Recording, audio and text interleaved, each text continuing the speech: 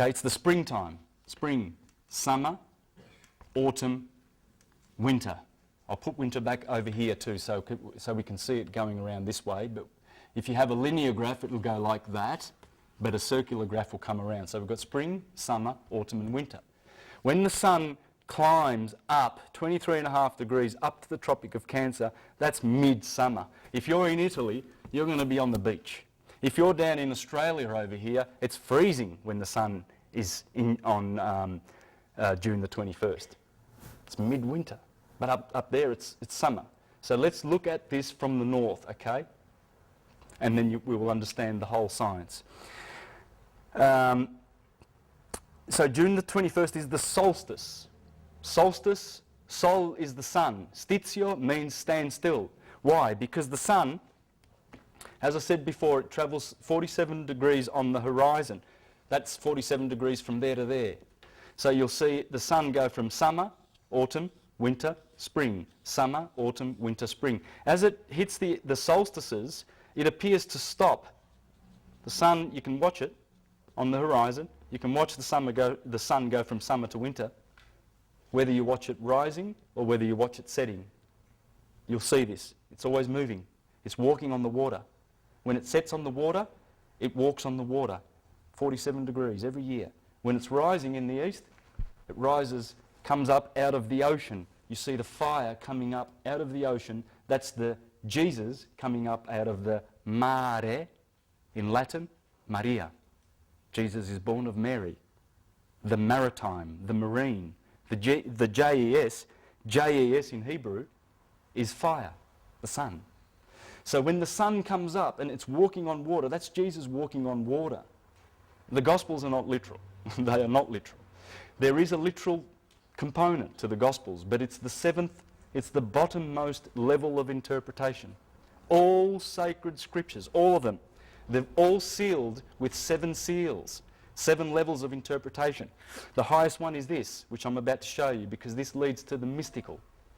Rather than being stuck in the literal paradigm, every hero is the sun, the giver of life.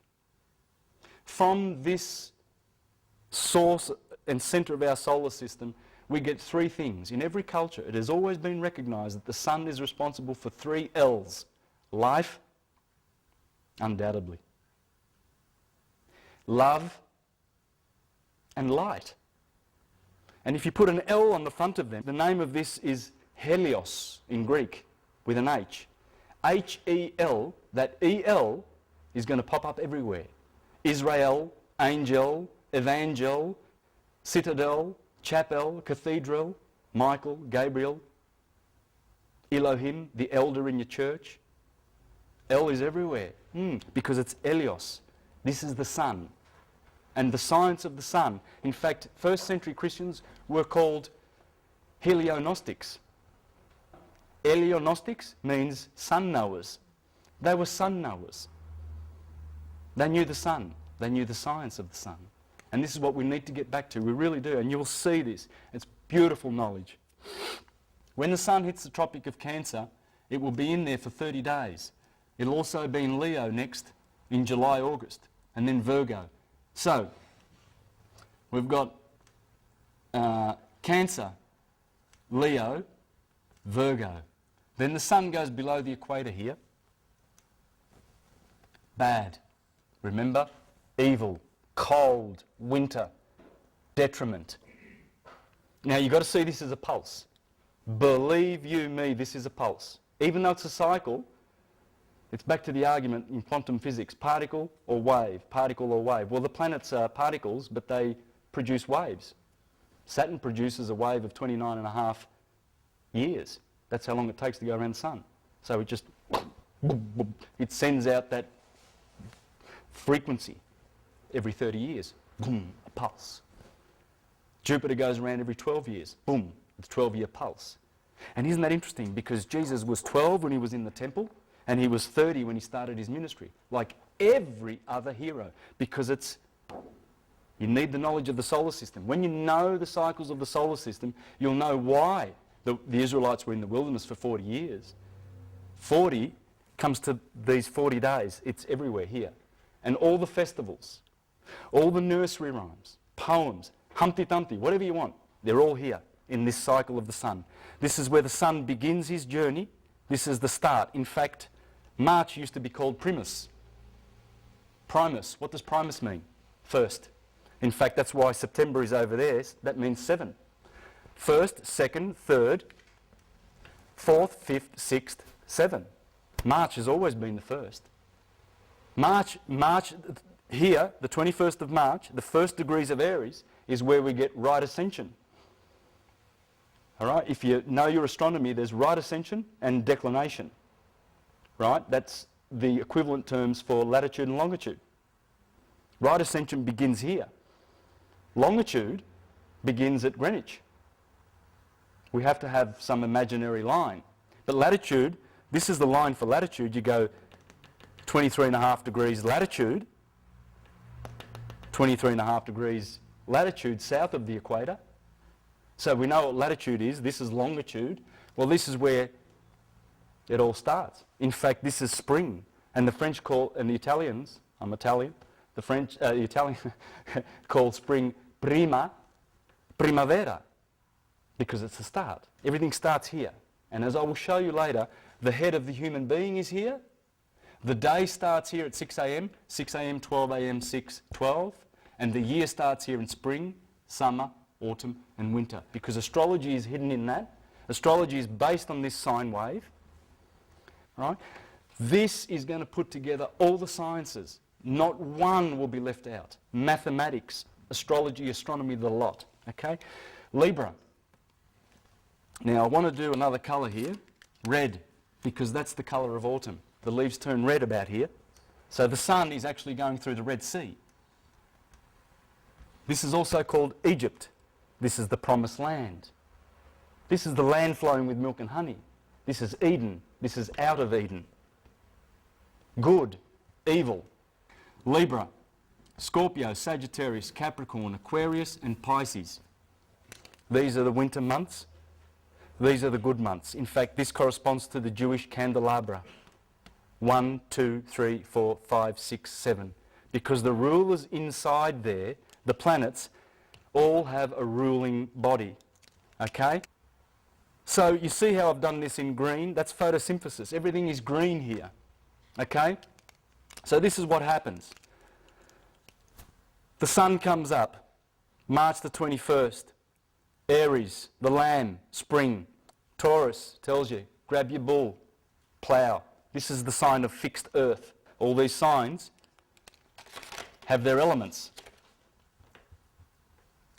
Fire, earth, air, water. Fire, earth, air, water. Fire, earth, air, water. That's called a quadruplicity. In the Jewish system, or in theology, it's called the tetragrammaton. Tetra means the same thing, and it's actually the name, the Jewish name for God. Yod, He, Va, He, fire, earth, air and water. That's what it is. That's Jehovah. That's who Jehovah is. The quadruplicity is the tetragrammaton. And then of course you have your modalities. Cardinal, fixed, mutable. Cardinal, fixed, mutable. Cardinal, fixed, mutable. Cardinal, fixed, mutable. Cardinal is the start, fixed is the middle, mutable is the end.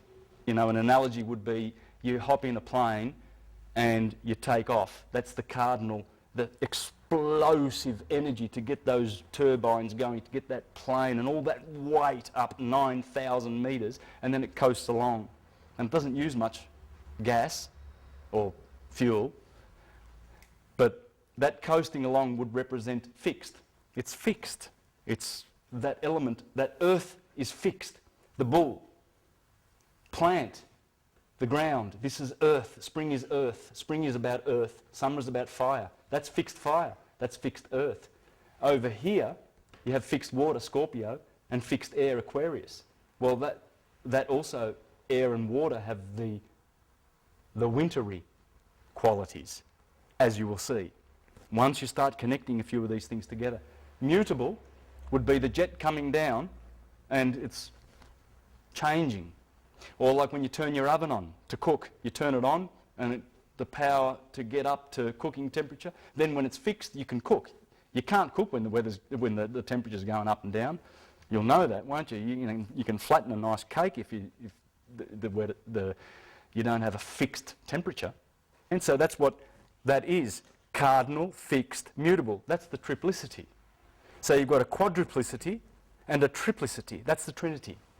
And it corresponds to generation, operation, and dissolution. God. God is an acronym. It's not a title. And it's not the dude who sits on the throne and says, oh, your name's not in my book of life, so you can perhaps burn forever. It's not the case. That's what God is. He is the creator.